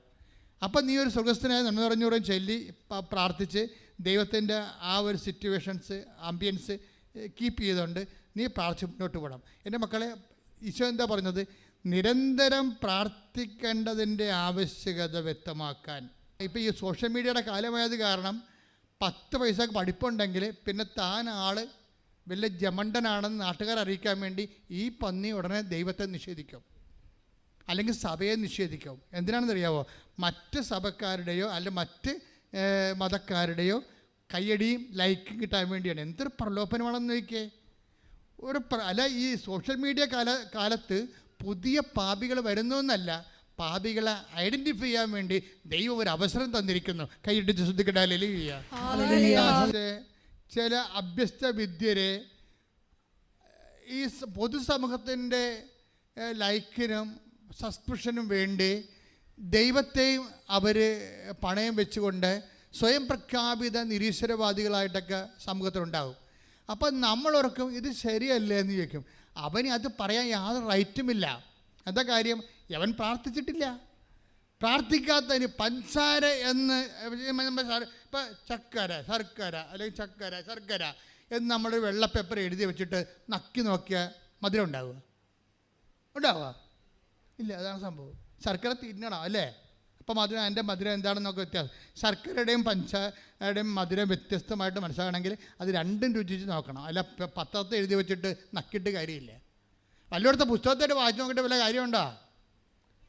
ഇതെല്ലാം നേരിട്ട് പ്രാർത്ഥിച്ച് അനുഭവിക്കേണ്ട വിഷയങ്ങളാണ്. പ്രാർത്ഥിച്ച് അനുഭവിച്ചാണ് ദൈവത്തെ അനുഭവിക്കണം എന്നുണ്ടെങ്കിൽ എൻ്റെ ദൈവപൈതലേ, ഉടമ്പടിയെപ്പോലെ ദൈവം വേറെ ഒന്നും കണ്ടുപിടിച്ചിട്ടില്ല. കൈയടിച്ച് ശ്രദ്ധിക്കട്ടല്ലേ.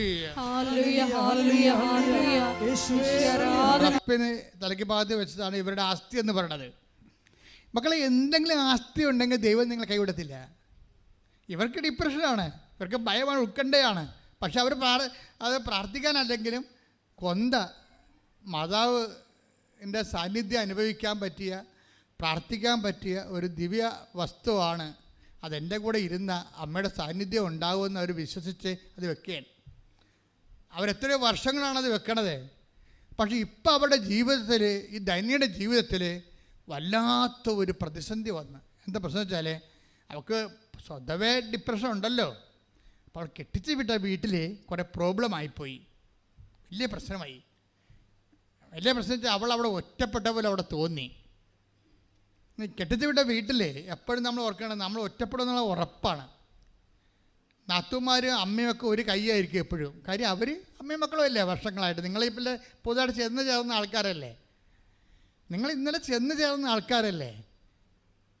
പിന്നെ നിങ്ങൾക്കാണെങ്കിൽ ഈ ഭർത്താവിൻ്റെ അടുത്താണെങ്കിൽ ഒരു പരിധി കഴിഞ്ഞാൽ നിങ്ങൾക്ക് ആകപ്പെട്ടുള്ള ആസ്തി നിങ്ങൾ വീട്ടിൽ നിന്ന് കൊണ്ടുവന്ന ഷെയർ ഉണ്ടെങ്കിലേ ഉള്ളൂ. അതൊക്കെ ലോക്കറിൽ വെച്ച് അപ്പത്തിന് അവർ പൂട്ടും. അതെന്താ പ്രശ്നം വെച്ച് കഴിഞ്ഞാൽ അതേ നിങ്ങളുടെ ആസ്തിയുള്ളൂ. നിങ്ങളൊരു 10 കൊല്ലം 15 കൊല്ലം വെയിറ്റ് ചെയ്യണം. ഞാനിപ്പോൾ നിങ്ങൾ പറഞ്ഞു 21 ലക്ഷത്തോളം ആൾക്കാരെ കൗൺസിൽ ചെയ്തിട്ടില്ലേ. എനിക്ക് കെട്ടിച്ചു വിട്ട ആൾക്കാരോട് പറയാനുള്ളത്, നിങ്ങൾ അവിടെ ഓടുന്ന വേണ്ട അകത്ത് കിടന്ന് ഓടരുത്. മറിച്ച് ഒരു 15 കൊല്ലം നിങ്ങളുടെ കയ്യിൽ ജീവിതം കിട്ടണതെന്ന് പറഞ്ഞാൽ നിങ്ങളുടെ മകൻ 10ാം ക്ലാസ്സിൽ പഠിക്കുന്ന സമയമാണ്. അതുവരെ നിങ്ങൾക്ക് ജീവിതമില്ല ഇവിടെ. നിങ്ങൾ ന്യൂട്രലായിട്ട് നിൽക്കണം. നിങ്ങളുടെ പ്രൊഫഷൻ ശ്രദ്ധിക്കണം. നിങ്ങളുടെ 2 പ്രസവമൊക്കെ കഴിഞ്ഞ് 2 കുഞ്ഞുങ്ങളൊക്കെ ദൃഢമായി കഴിഞ്ഞാൽ നിങ്ങളുടെ പ്രൊഫഷൻ ശ്രദ്ധിക്കണം. എന്നിട്ട് നിങ്ങൾ വെയിറ്റ് ചെയ്യണം. അല്ല അമ്മയമ്മ അങ്ങനെ പറഞ്ഞ് അമ്മയമ്മ അതുകൊണ്ട് കുശിട്ട് എന്നെ ഒഴിവാക്കി, എന്നെ പുറത്താക്കി, ഭർത്താവ് വന്നപ്പോൾ അവിടെ കൂടി തീർച്ചയായിട്ടും ഭർത്താവ് അവർ ആങ്ങളെയും മക്കളും അല്ലേ, അവരമ്മയും മക്കളും അല്ലേ, അതുങ്ങൾ ഒരു രക്തമാണ്. അത് മനസ്സിലാക്കാനുള്ള ബോധം ഈ കഴുതകൾക്കില്ല പലതിനും. അപ്പോൾ തന്നെ അവിടെ കയറി വെളിച്ചപ്പാടാകും. വെയിറ്റ് ചെയ്യണം. നമ്മുടെ ലൈഫ് നമ്മുടെ കൈ വരുന്നവരെ, നമ്മുടെ സ്വന്തം കാലം നിൽക്കുന്നവരെ വെയിറ്റ് ചെയ്യണം. മുത്തവരാണെങ്കിൽ എപ്പോഴായാലും നമ്മൾ മാറി താമസിക്കേണ്ടി വരും നിങ്ങൾ ഓർത്തേക്കണം. എപ്പോഴായാലും നമ്മൾ മാറി താമസിക്കേണ്ടി വരും എന്ന് നിങ്ങൾ ഓർക്കണം. സ്വാഭാവികമായിട്ടും അതെല്ലാം സ്വാഭാവികമായ കാര്യങ്ങളാണ്. എന്നും പറഞ്ഞ് ഇപ്പം തന്നെ മാറി താമസിച്ചാൽ നിങ്ങൾ എന്ത് കാണിക്കാനാ? ഒരു വീട്ടിൽ ചെല്ലുമ്പോൾ തന്നെ മാറി താമസിക്കാൻ പറഞ്ഞാൽ അപ്പം തന്നെ അവർക്ക് മനസ്സിലാകും നിങ്ങൾ ആ അമ്മനെയോ അപ്പനെയോ സഹോദരങ്ങളെയോ നിങ്ങൾ അംഗീകരിക്കണില്ല. നിങ്ങൾ ചെല്ലുമ്പോൾ തന്നെ ഒന്ന് പ്രസവിക്കാൻ പോയച്ചും തിരിച്ചു വന്നിട്ട് അവൾ വരണില്ല. അവളെന്താ പറയണത്? മാറി താമസിച്ചാൽ വരത്തുള്ളതെന്നാണ് പറയണത്. നിങ്ങൾ പെട്ടെന്ന് മാറി താമസിക്കത്തില്ല എന്ന കാര്യം ഈ വിഷയം എന്താ വെച്ചാൽ 2 പെങ്ങന്മാർ പറഞ്ഞു വിടാനുണ്ട്. ഒരമ്മയുണ്ട്, മൂത്തനെ കെട്ടിച്ചതിൻ്റെ കാശിന് കടം തീർന്നിട്ടില്ല, പല ബാധ്യത നിങ്ങളുടെ ഭർത്താവിനുണ്ട്. ഇപ്പം നിങ്ങൾക്ക് അത് ഏത് പൊട്ടിക്കാളിക്കും മനസ്സിലാകും ഇവിടെ നടക്കത്തില്ലെന്ന്. പക്ഷെ അവൾക്ക് അറിഞ്ഞുകൊണ്ട് തന്നെ അവൾ ഉദ്ദേശിക്കുന്നത് എന്താണ്? ഒന്ന് പ്രസവിച്ച് കാണിക്കണം, അത്രയേ ഉള്ളൂ. എന്നിട്ട് അവനെ പറ്റിക്കണം. അത് അവൾ അമ്മയും കൂടി തീരുമാനിച്ചിരിക്കുന്ന വിഷയമാണ്. നാട്ടുകാരുടെ മുമ്പിൽ പെറ്റതാണെന്ന് വെച്ചാൽ പെറ്റതാണ്, കെട്ടിയതാണെന്ന് കെട്ടിയതാണ്, കുഴപ്പമില്ല. അങ്ങനെ എത്ര പെണ്ണുങ്ങൾ വീട്ടിൽ വന്ന് പ്രസവിച്ചിട്ടുണ്ടെന്ന് അറിയാമോ? വീട്ടിൽ വന്ന് പ്രസവിച്ചിരിക്കുകയാണ്. ഇനി അവനെ വെച്ച് കഴിഞ്ഞാൽ അവനോട് മൂക്ക് കൊണ്ട് ഇണ്ടാക്കി വരപ്പിച്ചിട്ട് മാത്രമേ അതിനുള്ളിൽ ഇവിടെ ഒരു ജീവിതത്തിലാകും. നിങ്ങൾ ഉടമ്പടി എടുക്കണ കൊള്ളാം, പക്ഷേ ഉടായ്പുണ്ടാക്കരുത് ജീവിതത്തിൽ. അതെന്താ കാര്യം വെച്ച് കഴിഞ്ഞാൽ ദൈവത്തിൻ്റെ അടുത്താണ് ഉടമ്പടി എടുക്കുന്നത്. അവിശ്വാസിയായ ഭർത്താവ് ഭാര്യ മുഖേന വിശുദ്ധീകരിക്കപ്പെടണം. അപ്പോൾ ചിലപ്പോൾ അവിശ്വാസമായ സാഹചര്യം നിങ്ങളെന്താ പറയണത്? ഞാനിവിടെ അവിടെ എൻ്റെ അച്ഛ ഒന്നും പറയണ്ട, അവിടെ പ്രാർത്ഥനയും ഇല്ല, പള്ളിയില്ല, പട്ടക്കാരനും ഇല്ല. ഞാൻ പറഞ്ഞു നീ ആരും അത്ഭുത സ്വപ്നാളത്തിയാ? അല്ല എന്താ എന്നുവെച്ചാൽ ഇവിടെ പറയണാണേ അവരുടെ വാ പൊളിക്കണത് ഇവിടെ കഞ്ഞി കുടിക്കാനും ഭർത്താവിനെ ഇവിടെ കുറ്റം പറയാനും വേണ്ടി മാത്രമായിരിക്കും. എന്താ ചില ചേട്ടത്തിമാരൊക്കെ ഒന്നിച്ചും കൊണ്ട് ഭർത്താവിൻ്റെ ഫോട്ടോ എൻ്റെ അടുത്ത് തരും. ഞാൻ പറഞ്ഞു എന്താ പരിപാടി? ഇയാൾ വേറെ പെണ്ണുങ്ങളുടെ കൂടെ നച്ചാന്ന് പറയുക. ഞാൻ പറഞ്ഞു നിങ്ങൾ കണ്ടിരുന്ന? കണ്ടില്ല, ആൾക്കാർ പറയണ്ടെന്ന്. അപ്പോൾ ഭർത്താവിൻ്റെ ഫോട്ടോയും വരച്ചിട്ട് വന്നിരിക്കുകയാണ്. ഞാൻ പറഞ്ഞു വയസ്സ് എത്ര ഉണ്ട്? വയസ്സ് 56. ആർക്ക്? അപ്പോൾ ഇവർക്ക് 56 വയസ്സുണ്ട്. അപ്പോൾ ഭർത്താവിന് എത്ര വയസ്സുണ്ടാവും? 60 വയസ്സെങ്കിലും ഉണ്ടാവും. ഞാൻ പറഞ്ഞു 60 വയസ്സുള്ള എവിടെയെങ്കിലും പോട്ടെ കേൾക്കുന്നത്. അതായത് ഈ വിഷയം സിമ്പിൾ എടുക്കണില്ല. ഇത് ഞാനങ്ങനെ ഓർക്കണം എന്താ വെച്ചാൽ ഇവർക്ക് ബേസിക്കായിട്ട് നിങ്ങൾക്കറിയാമല്ലോ, ഒരു അവിശ്വാസിയായ ഭർത്താവ് ആര് മുഖേന വിശുദ്ധീകരിക്കപ്പെടേണ്ടത്? ഭാര്യ മുഖേന. ഇത് ആദ്യം ഇവർ വിശുദ്ധിയോടെ ജീവിച്ചും കുഞ്ഞുങ്ങളുടെ മുമ്പിൽ വിശുദ്ധിയോടെ ജീവിച്ചും ആണ് ഈ മനുഷ്യനെ വീണ്ടെടുക്കേണ്ടത്. കാര്യം ചില ആൾക്കാർക്ക് ഭയങ്കര ചാബല്യമാണ്, ശാരീരിക ചാബല്യം ഭയങ്കരമാണ്. വേറെ കുഴപ്പമൊന്നുമില്ല, ഇങ്ങനെ ഒലിപ്പിച്ചുകൊണ്ടിരിക്കുക, അത്രേ ഉള്ളൂ. വേറെ ഉപദ്രവമൊന്നുമില്ല. അപ്പോൾ നിങ്ങളോർക്കും ഭയങ്കര പാർട്ടിയാണെന്ന് വിചാരിക്കും. ഒരു പാർട്ടിയല്ല അയാളൊരു ഭീരുവാണ്. അത് നിങ്ങൾക്ക് അതിൻ്റെ ബോധമില്ലാത്തത് കൊണ്ടാണ് ഇവർ എല്ലാം തീർന്നെന്നും പറഞ്ഞുകൊണ്ട് നിങ്ങളെ വിട്ടെന്ന്. നിങ്ങളൊന്നും വിട്ടിട്ടില്ല, ആ പാർട്ടിക്ക് അങ്ങനെ ചാബല്യമുണ്ട്. നിങ്ങളെന്താ ചെയ്യേണ്ടത്? ഇത് അമ്മയെ കളത്തിലിറക്കണം. അമ്മ ഇത് ഞാൻ പിടിച്ച് നിങ്ങൾക്ക് പറ്റുമോ അയാൾ പോണ വട്ടരെല്ലാം പോകാൻ? ഇല്ല, പറ്റത്തില്ല. അയാളുടെ നമ്പരും വാങ്ങിച്ചുകൊണ്ടിരിക്കുകയാണ്. എന്നിട്ട് നമ്പർ മൊബൈലോട് അടിച്ചു മാറ്റിക്കൊണ്ടിരിക്കുകയാണ്. എടാ അവർക്ക് അയാൾക്ക് വേറെ മൊബൈൽ, വീട്ടിൽ നടക്കുമ്പോൾ മൊബൈൽ വേറെ ഉണ്ടാവും അയാൾക്ക്. എങ്ങനെ അറിയാൻ പറ്റും? ഇങ്ങനെയുള്ള ഇരുട്ട് കൊണ്ടൊന്നും ഊട്ടടക്കാനൊന്നും പറ്റത്തില്ല. മറിച്ച് മര്യാദക്ക് കർത്താവെ എന്തെങ്കിലും വഴിപ്പിശക് എൻ്റെ ഭർത്താവിനുണ്ടെങ്കിലെന്ന് പറയുമ്പോഴേ നിങ്ങൾ ദൈവതിരുസന്നിധിയിൽ ഒരു പ്രാർത്ഥന വെക്കുമ്പോൾ ആദ്യം പരിശുദ്ധാത്മാവ് നിങ്ങൾക്കുണ്ടാകണം. പരിശുദ്ധാത്മാവ് ഉണ്ടെങ്കിൽ ആ പ്രാർത്ഥന എവിടെയാണ് ചെയ്യേണ്ടതെന്ന് പറയും. നിങ്ങളിപ്പോൾ ഇപ്പോൾ അവിശ്വാസിയായ ഹസ്ബൻഡാണ്, അയാളെ തിരിച്ചു കൊണ്ടുവരാൻ വേണ്ടിയാണ് നിങ്ങൾ ഉടമ്പടി ചെയ്തിരിക്കുന്നത്. അപ്പോഴേ ആ പ്രാർത്ഥന എവിടെ വെക്കണത്?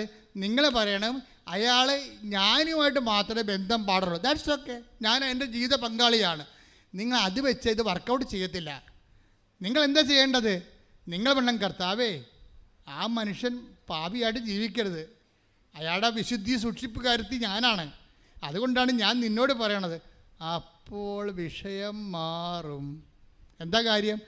ദൈവത്തിന് ഗുണമുണ്ടാകുന്ന രീതിയിലാണ് നിൻ്റെ കുടുംബ പ്രശ്നങ്ങൾ നീ അവതരിപ്പിച്ചിരിക്കുന്നത്. പൊട്ടിക്കാളി നേരത്തെ ചെയ്തിരിക്കണത് എന്താണ്? അവൾക്ക് മാത്രം ഗുണമുണ്ടാകുന്ന രീതിയിലാണ് അവതരിപ്പിച്ചത്. അത് താമസിക്കും.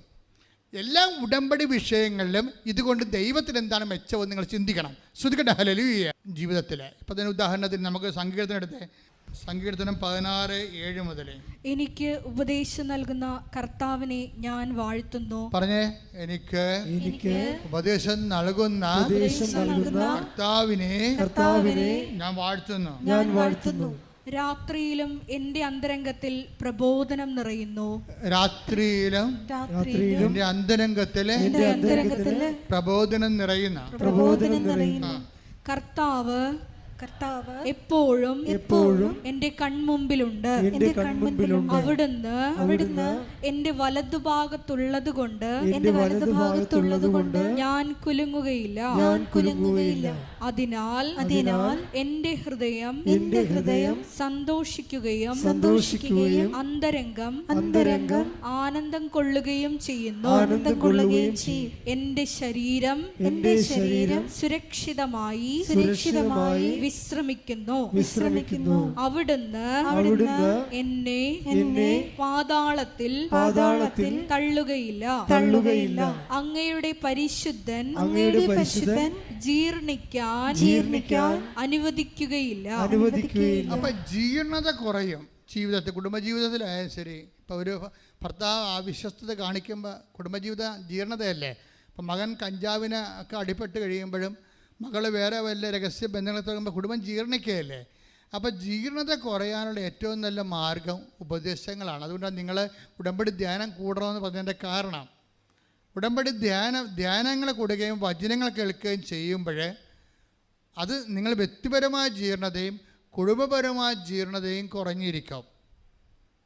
ഇപ്പോൾ ഇനിയിപ്പോൾ നിങ്ങൾ അകപ്പെടാൻ പോകുകയാണെങ്കിൽ പോലും നിങ്ങളുടെ ദൈവം നിങ്ങളുടെ എന്താ പറയണത്, അവിടുന്ന് എന്നെ പാതാളത്തിൽ തള്ളുകയും. ഇപ്പം നമ്മുടെ ഈ വയനാട് അവരുടെ സാക്ഷ്യം തന്നെ നോക്കിയേ. അവർ ഇപ്പം ഈ അവരുടെ വീട്ടിൽ ഭർത്താവിൻ്റെ വീട്ടിൽ അവർക്ക് തോന്നുന്നതാണോ സത്യമാണോ എന്നറിയത്തില്ല, അവർ ഒറ്റപ്പെടുന്ന പോലെ തോന്നി. ഒറ്റപ്പെടുകയും ചെയ്ത് ഭർത്താവ് ഇവളെ കുറ്റം പറയുകയും ഒഴിവാക്കുകയും ചെയ്ത്. അപ്പോൾ ആ വീട്ടിൽ ആർക്കും അവൾ ഇല്ല. ഇഷ്യൂസായി, കുടുംബത്തിൽ ഇഷ്യൂ ആയി. അവൾ നമ്മളൊരാളെ കെട്ടിച്ച് വിട്ട് അവരുടെ കാര്യം നോക്കി അവർക്ക് മാതാപിതാക്കന്മാരുടെ ചുമട് ഇറക്കി വെക്കണമല്ല. അപ്പോഴാണ് അവർ പണ്ട് അവൾ മാത്രമേ ഉണ്ടാവുള്ളൂ, ഇപ്പോൾ കൊച്ചും കൂടി അവൾ തിരിച്ചു വരികയാണ്. അപ്പോൾ വീട്ടിൽ അസ്വീകാര്യമാകുന്ന അവസ്ഥയാണ് അവൾക്കറിയാം. ആത്മഹത്യ ചെയ്യാൻ വേണ്ടി എല്ലാം ഒരുക്കി വെച്ചിട്ട് കുഞ്ഞിനെയും കൊല്ലാൻ നോക്കും. ഈ പ്രശ്നമൊക്കെ വന്നുള്ള പ്രശ്നം അതാണ്. എന്നിട്ട് ഇവൾ കരഞ്ഞുകൊണ്ട് ആരും അവൾക്കില്ല, വീട്ടുകാരുമില്ല, കെട്ടിച്ച വീട്ടുകാരുമില്ല, എല്ലാം പെട്ടെന്ന് എല്ലാം തീർന്ന് ഇവൾക്ക് ജീവിതമില്ലെന്ന് കണ്ടപ്പോൾ ഇവർ അന്ന് മരിക്കുകയാണ്. അപ്പം ആ മരിക്കണ മുമ്പ് ഇവൾ കുഞ്ഞിനെ ഉമ്മ വെക്കും. കുഞ്ഞിനെ ഉമ്മ വെക്കുമ്പോൾ കുഞ്ഞ് ഈ തലയുടെ താഴെ നിന്ന് കൃപാസനം പത്രം എടുത്ത് അമ്മക്ക് കൊടുക്കും. 2 വയസ്സേ ഉള്ളെന്ന് ഓർക്കണം. എന്നിട്ട് കുഞ്ഞ് ഉറങ്ങിപ്പോകുമ്പോൾ ആ അമ്മ കുഞ്ഞ് ഉറങ്ങണതേ ദൈവം ഒരാളെ ജീർണിക്കണ്ട, എൻ്റെ നിർമ്മലൻ ജീർണിക്കാൻ അനുവദിക്കുകയില്ല. അതാണ് ജീർണിക്കാൻ പോകുമ്പോൾ ദൈവം സംരക്ഷിക്കേണ്ട. ഇത്രയും നാൾ അവളുടെ തലയ്ക്കഭാഗത്ത് കൊന്തയും ബൈബിളും വെച്ചുകൊണ്ടിരുന്ന ദൈവത്തിനൊരു നന്ദിയുണ്ട് അവളോട്. അവളെ നശിക്കാൻ ദൈവം അനുവദിക്കണില്ല. ഭർത്താവ് ഉപേക്ഷിച്ചാലും, നിൻ്റെ വീട്ടുകാർ നിൻ്റെ അപ്പനും അമ്മയും ഉപേക്ഷിച്ചാലും ഞാൻ നിന്നെ ഉപേക്ഷിക്കത്തില്ലെന്ന് കർത്താവിൻ്റെ വാഗ്ദാനമാണ്. കൈയടിച്ച് ശ്രദ്ധിക്കട്ടെ. കുഞ്ഞിൻ്റെ കൈ അവിടെ തലയ്ക്ക് പറഞ്ഞ ബൈബിളിൽ അകത്ത് വെച്ചാണ് ഉറങ്ങണ കുഞ്ഞ്. അപ്പം ഇവളോട് പരിശുദ്ധാത്മാ പറയും കൈ അടയാളം വെച്ചിങ്ങനെ എടുത്ത് വായിക്കാൻ പറയും. ഉടനെ ഇവൾ കൊതിയോടെ എടുത്തിട്ട് കൈ അടയാളം വെച്ചെടുത്ത് വായിക്കും. അതെന്താണെന്നറിയാമോ? I have carved you out in my palm. അത് ഐസയാണ് 49:15. ഞാൻ നിന്നെ കണ്ടുകൊണ്ടിരിക്കണമെന്ന്. അതാണ് ഞാൻ നിന്നെ കണ്ടുകൊണ്ടിരിക്കണമെന്ന്. എന്നതിന് അർത്ഥം എന്താണ്? എൻ്റെ ഉള്ളം കയ്യിൽ ഞാൻ നിന്നെ കൊത്തി വെച്ചിരിക്കണം. എന്തിനാ? എനിക്കിടക്കിടക്ക് നോക്കാൻ, നീ എന്ത് ചെയ്യണം നോക്കാൻ. അതാണ് എനിക്ക് കണ്ടുകൊണ്ടിരിക്കണം. അപ്പനും നിന്നെ കാണത്തില്ല, നിൻ്റെ ഭർത്താവ് നിന്നെ കാണത്തില്ല, നിൻ്റെ ഭാര്യ നിന്നെ കാണാത്ത കാലമുണ്ടെങ്കിലും കർത്താവിൻ്റെ കണ്ണ് നിന്നെ കണ്ടുകൊണ്ടേയിരിക്കും. ശ്രുതികട ഹല്ലേലൂയ. മക്കളെ, ഉടമ്പടിയിലുള്ള ഈ ഉറങ്ങാത്ത ദൈവം, അതായത് ഞാൻ നിന്നെ കണ്ടുകൊണ്ട്, I have carved you out in my palm, ഞാൻ നിന്നെ കണ്ടുകൊണ്ടിരിക്കാൻ എപ്പോഴും എൻ്റെ ഉള്ളം കൈയിൽ തന്നെ കൊത്തിവെച്ചിരിക്കണമെന്ന്. അതൊക്കെ ദൈവത്തിൻ്റെ പരമമായ സ്നേഹമാണ്. ആ സ്നേഹമാണ് ഈ പത്രമെടുത്ത് കൊടുക്കണത്. ആ സ്നേഹമാണ് അവൾ അടയാളം വെച്ചിരിക്കണ കൈ വായിക്കോള്. യെശയ്യാ 49:16. ഇതാ നിന്നെ ഞാൻ എന്റെ ഉള്ളം കയ്യിൽ രേഖപ്പെടുത്തിയിരിക്കുന്നു. അവളിത് ഈ രേഖപ്പെടുത്തിയിരിക്കണമെന്ന് പറഞ്ഞ് വായിച്ചപ്പോൾ തന്നെ ആളിന് വായനയുടെ അഭിഷേകം കിട്ടി. കിട്ടിയിട്ട് പിന്നീട് വായിക്കണ എല്ലാം ദൈവം അവരോട് നേരിട്ട് അപ്പളെ ഇറങ്ങി വന്ന് കയ്യെ പിടിച്ച് പറയണ പോലെ തോന്നുന്നു. അതാണ് അഭിഷേകം കിട്ടിക്കഴിഞ്ഞാലുള്ള ഗുണം. അതാണ് ദൈവം നേരിട്ട് ഇറങ്ങി വന്ന് നമ്മുടെ കണ്ണിൽ നോക്കി നമ്മുടെ കയ്യെ പിടിച്ച്, അങ്ങനെയല്ലേ പറയണത്? ഞാൻ നിന്റെ മുഖത്ത് നോക്കി. Take the word of god. ശ്രദ്ധിക്കട്ടെ. സങ്കീർത്തനം 32:8. ഞാൻ നിന്നെ ഉപദേശിക്കാം. പറഞ്ഞേ, ഞാൻ നിന്നെ ഉപദേശിക്കാം. നീ നടക്കേണ്ട വഴി കാണിച്ചു തരാം. ഞാൻ നിന്റെ മേൽ ദൃഷ്ടി ഉറപ്പിച്ച് നിന്നെ ഉപദേശിക്കാം. വചനം അഭിഷേകമാകണം. എങ്ങനെയാണെന്നറിയാവോ? വചനം വായിക്കുമ്പോൾ ദൈവം നേരിട്ട് വന്ന് നമ്മുടെ കൈ പിടിച്ചുകൊണ്ട് കണ്ണി നോക്കി പറയണ പോലെ നമുക്ക് തോന്നും. അങ്ങനെ പറയുമ്പോൾ നമുക്കിങ്ങനെ നമ്മുടെ ഉള്ളിൽ അഭിഷേക ആനന്ദവും ആത്മശക്തിയൊക്കെ നിറയുമ്പോൾ അപ്പോൾ ഇനി നമുക്ക് എല്ലാത്തിനും ഇത് ഈ വചന വായന അവൾ അവസാനിപ്പിക്കുന്നത് 41:10. ഐശയ്യാ 41:10 എടുത്ത് ശ്രദ്ധിക്കട്ടെ. എൻ്റെ മക്കളെ, ഉടമ്പടിയുടെ ഏറ്റവും വലിയ ആസ്തി ഭദ്രത എന്ന് പറയണത് അഭിഷേകപ്രകാരം വായിക്കാൻ പറ്റുന്നതാണ്. നിങ്ങളിപ്പോൾ ഉറക്കം തൂങ്ങാൻ നേരത്ത് കുറച്ച് നേരം വായിച്ചു വെച്ചാൽ അടച്ചു തല്ലി അവിടെ വെക്കുക. അങ്ങനെയല്ല. ഉടമ്പടി ഇത് വായിക്കണമെങ്കിൽ, ഈ സമ്പൂർണ്ണ ബൈബിൾ വായിക്കണമെങ്കിൽ, പുതിയ നിയമം വായിക്കണമെങ്കിൽ 72 മണിക്കൂർ മതി. ഞാൻ 72 മണിക്കൂർ കൊണ്ട് വായിച്ചിട്ടുള്ളതാണ്. അതുകൊണ്ട് പറയണത് 72 മണിക്കൂർ കൊണ്ട് പുതിയ നിയമം. അപ്പോൾ അങ്ങനെയാണെങ്കിൽ 2-3 ദിവസം ഉണ്ടെങ്കിൽ, ഒരു 5 ദിവസം ഉണ്ടെങ്കിൽ ഇത് മുഴുവൻ വായിക്കാൻ പറ്റും. ഇത് വായിക്കണമെങ്കിൽ അഭിഷേകം കിട്ടണമെങ്കിലാണ് 5 ദിവസം. അഭിഷേകത്തിന് 5 ദിവസമേ ഉള്ളൂ.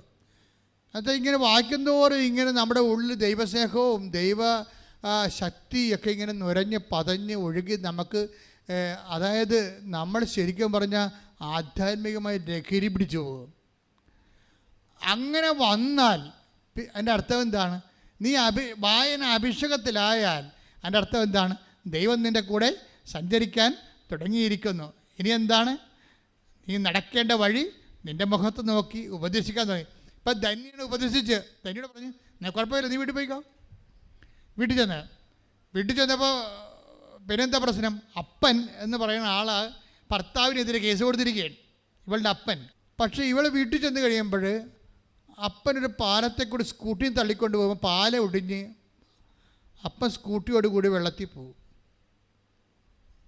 പിന്നെ ആരാണ്ട് കണ്ടു നിൽക്കുന്നവർ കട്ടിച്ച് രക്ഷപ്പെടുത്തി ആശുപത്രിയിൽ എത്തിക്കുമ്പോൾ എത്തിക്കുന്ന സമയത്ത് വേറെ സംഭവം നടക്കും. അതായത് ഈ അപ്പം വീണ സമയത്ത് ഭർത്താവ് കൊച്ചിനെ കാണാൻ വേണ്ടി ഇവളുടെ വീട്ടിലുള്ള സമയത്താണ് അപ്പം വീഴണത്. ഇതൊക്കെ ഈ അപ്പനൊക്കെ ഉന്തിത്തള്ളി വീഴിക്കണത് ആരാണ്? ഇതാണ് പ്രശ്നം. ഈ ഭർത്താവ് വീട്ടിൽ വരാറില്ല. ഒരു ദിവസം അയാൾക്ക് തോന്നി കൊച്ചിനെ വന്ന് കാണണമെന്ന്. കൊച്ചിനെ കാണാൻ വേണ്ടി ഭർത്താവ് വീട്ടിൽ വരുമ്പോൾ അപ്പം പാലത്തിൽ നിന്ന് വീഴും. പിന്നെ എന്താ ചെയ്യണത്? അപ്പനെയും കൊണ്ട് മരുമകൻ ആശുപത്രിയിൽ പോകും. ആശുപത്രിയിൽ പോകുമ്പോൾ പല അസ്ഥികളും വിട്ടുപോകും സ്കാൻ ചെയ്യുമ്പോൾ. അപ്പോൾ അവൾ കണ്ണീരോടെ പറയും, എന്താ പറഞ്ഞ കർത്താവേ, ഞാൻ കൃപാസനത്തിൽ വന്ന് സാക്ഷ്യം പറഞ്ഞോളാം, നാളെ എക്സ്റേ എടുക്കുമ്പോൾ അസ്ഥി കൂടിയിരിക്കണമെന്ന് പറയും. അതുപോലെ ഒരു നാളെ അസ്ഥി എടുക്കുമ്പോൾ അപ്പൻ്റെ അസ്ഥി കൂടിയിരിക്കും. പ്രാർത്ഥനയുടെ രീതിയാണ്. പക്ഷേ വിഷയം സെറ്റിൽഡായി. എന്താണ്? അമ്മായിയപ്പനും മരുമകനും സ്നേഹമായി, ഭാര്യയും ഭർത്താവും സ്നേഹമായി, കുടുംബം സെറ്റായി. അവളിപ്പോൾ അത് പറയാൻ വേണ്ടി ഇവിടെ വന്നപ്പോൾ ജീന സിസ്റ്റർ പറഞ്ഞ്, നീ ഇനി വരുമ്പോൾ അപ്പനെയും വിളിച്ചുകൊണ്ട് വരണം, എന്നിട്ട് സാക്ഷ്യം പറയാമെന്ന് പറഞ്ഞു. അപ്പനെയും വിളിച്ചുകൊണ്ട് വരികയല്ല, നീ വിസായും കൊണ്ട് വരണമെന്ന് പറഞ്ഞേ, വിദേശത്തേക്കുള്ള. അപ്പോൾ പറഞ്ഞു, ഞാൻ അപേക്ഷ പോലും കൊടുത്തില്ല, ഞാൻ വിസായും കൊണ്ട് വരണത്. സിസ്റ്റർ പറയാം, നീ പോയി വാന്ന് പറയും. പക്ഷേ അവൾ ഇന്നലെ വന്നപ്പോൾ അവളുടെ വിസയുടെ പ്രോസസ്സിങ് എല്ലാം കഴിഞ്ഞിരിക്കണം, അപ്പനെയും കൊണ്ട് വന്നിരിക്കണം സാക്ഷ്യം പറയാം. Hallelujah, hallelujah. ഒരു ദിവസം രാത്രി മരിക്കാൻ പോയവളാണ് ഇവളല്ലേ. ആ കുഞ്ഞിൻ്റെ കൈ കൊണ്ട് കർത്താവ് അവളെ തൊട്ട്, നിൻ്റെ കർത്താവ് ഉണർന്നിരിക്കുന്നു, ഇസ്രായേലിൻ്റെ ദൈവം മയങ്ങുകയില്ല, ഉറങ്ങുകയില്ല.